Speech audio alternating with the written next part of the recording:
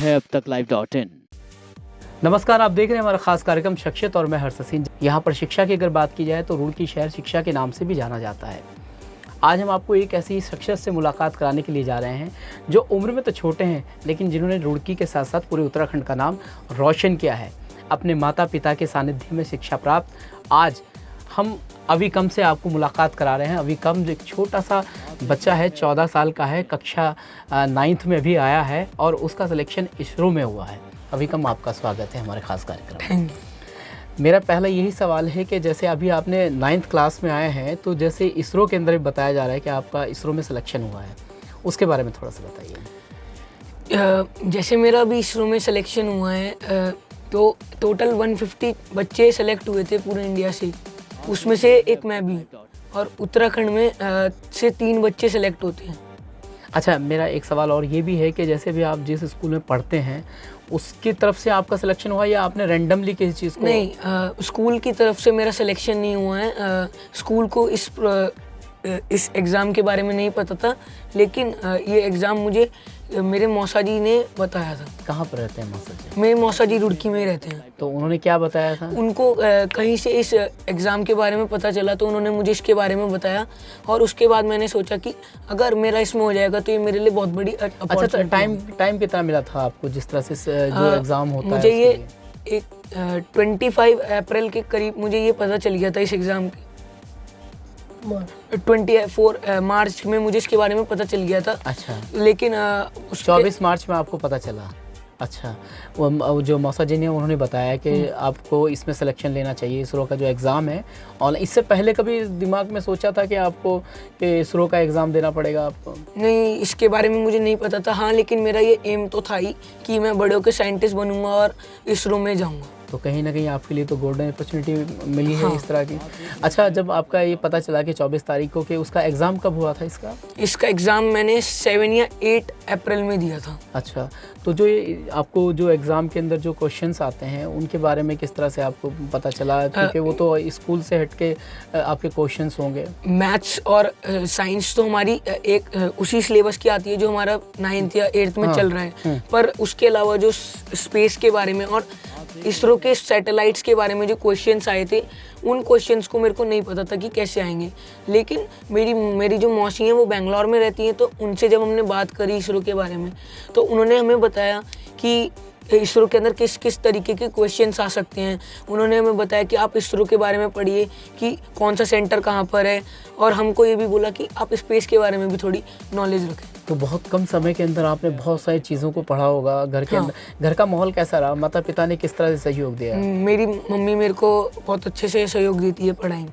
तो उन्होंने कुछ बताया कि भाई इस तरह से तैयारी करनी है क्योंकि ऑनलाइन एग्जाम्स होगा आपका? वैसे मेरे पास कोई बुक तो नहीं थी इसके लिए, पर मैंने यूट्यूब से ही थोड़ी नॉलेज, सोशल मीडिया के माध्यम से आपने इस चीज़ को गेन किया है। अच्छा, उसके बाद जब सिलेक्शन हो गया तो उसका रिजल्ट्स भी आना ज़रूरी था। हाँ। तो फिर रिजल्ट्स कब आया था? रिजल्ट अभी 20 अप्रैल को आया था। पहले इसकी जो डेट थी वो 10 अप्रैल को लास्ट सबमिशन था सबका।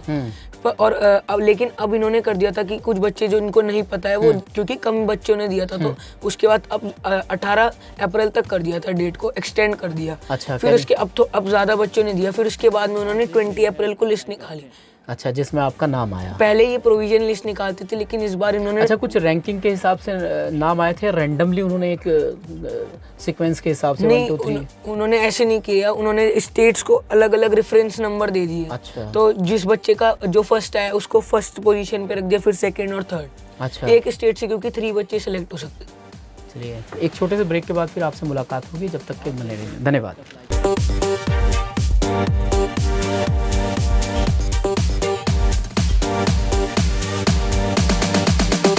आप देख रहे हैं अब तक live.in। नमस्कार, ब्रेक के बाद फिर आपका स्वागत है हमारे ख़ास कार्यक्रम शख्सियत में। और अभी आप कम से सुन रहे थे जो बहुत छोटे उम्र में है लेकिन इनकी अथक प्रयासों से उनके माता पिता के सानिध्य में जिस तरह से उन्होंने पढ़ाई की और उनका इसरो में सिलेक्शन हुआ। एक बार और आपका स्वागत है। अच्छा, अविकम, एक चीज़ मैं आपसे पूछना चाहूँगा कि जैसे बहुत ही कम समय के अंदर आपने एग्ज़ाम की तैयारी की। बहुत क्वेश्चंस बहुत टिपिकल होते हैं क्योंकि साइंस का पूरा मसला होता है। तो ये सब चीज़ें कैसे पता चली आपको, कौन कौन से मैंने क्वेश्चन? आपको भी जैसे बताया था कि मैंने सोशल मीडिया से ज़्यादा जानकारी पता करी है, तो वैसे ही मैंने जो 2021 में जौन से एग्ज़ाम्स हुए, पुराने एग्ज़ाम्स, उसका मैटर जो है मतलब जो 2021 में जो एग्जाम हुआ था। उसके वीडियोस यूट्यूब पे थी, उनसे देखा, और जो 2020 के अंदर हुआ था उनकी भी कुछ वीडियोस थी, उनसे मैंने पता किया इस एग्ज़ाम की। तो उसके बाद आपने तैयारी कर दी पूरी। अच्छा, मैं एक सवाल आपको और कहना चाहूँगा कि जैसे ये प्रोग्राम दर्शक देख रहे हैं, जो आपकी हम उम्र बच्चे हैं, उनको क्या संदेश देना चाहेंगे थोड़ा? मैं उन सबको यही संदेश देना चाहूँगा कि आप कभी भी मत सोचना कि कोई भी चीज़ बड़ी मुश्किल है। कोई भी चीज़ कभी भी मुश्किल नहीं होती है, हमारी सोच मुश्किल बना देती है उसे। अच्छा, अब कैसा लग रहा है जैसे सिलेक्शन हो गया, सब लोगों की बधाइयाँ मिल रही हैं आपको? मुझे बहुत ही ज़्यादा खुशी हो रही है कि मैं इसरो में जा रहा हूँ और मुझे दूसरों से बधाइयाँ मिल रही है। अच्छा, ये कितने दिन का टूर रहेगा आपका? ये मेरा वैसे 2 वीक्स का प्रोग्राम है। अच्छा, मुझे 15 मई को वहाँ पे रिपोर्टिंग करनी है बेंगलोर में, और वो 31 मई को मैं वापस आऊँगा। वहाँ से 15 दिन का टूर मान के चलते हैं। अच्छा, एक आखिरी सवाल मेरा आपसे और है कि जैसे आपने बताया, आप किस तरह बनना चाहते हैं? अगर साइंटिस्ट आप बनते हैं तो किसकी तरह बनना चाहेंगे आप? वैसे तो दुनिया में बहुत सारे साइंटिस्ट हैं, पर मेरा जो फेवरेट साइंटिस्ट हैं वो, उनका नाम एल्बर्ट आइंस्टीन है। अच्छा, उनकी तरह बनना चाहते हैं आप। देखिए, ये बच्चों की भावनाएं होती हैं कि बच्चे जब पढ़ते हैं तो उनको ये महसूस होता है कि जैसे उन्होंने बताया कि उनके फेवरेट साइंटिस्ट जो हैं, उनका नाम इन्होंने अपने इंटरव्यू में बताया। लेकिन एक सबसे बड़ी बात ये भी है कि बच्चे के अंदर इस तरह का पढ़ाई की तरफ रुझान होना चाहिए कि जिस तरह बच्चा इतने कम समय में इन्होंने तैयारी अभी कम ने की है, ये अपने आप में एक बहुत बड़ी बात है। और सबसे बड़ी बात ये है कि जो इनके माता पिता हैं, उन्होंने पूरा साथ दिया। अब 15 दिन का इनका टूर है, हमारी शुभकामनाएं इनके साथ हैं। ऐसे ही कार्यक्रम के साथ बने रहिए। तब तक के लिए हमें दीजिए यार, धन्यवाद, नमस्कार, धन्यवाद आपको।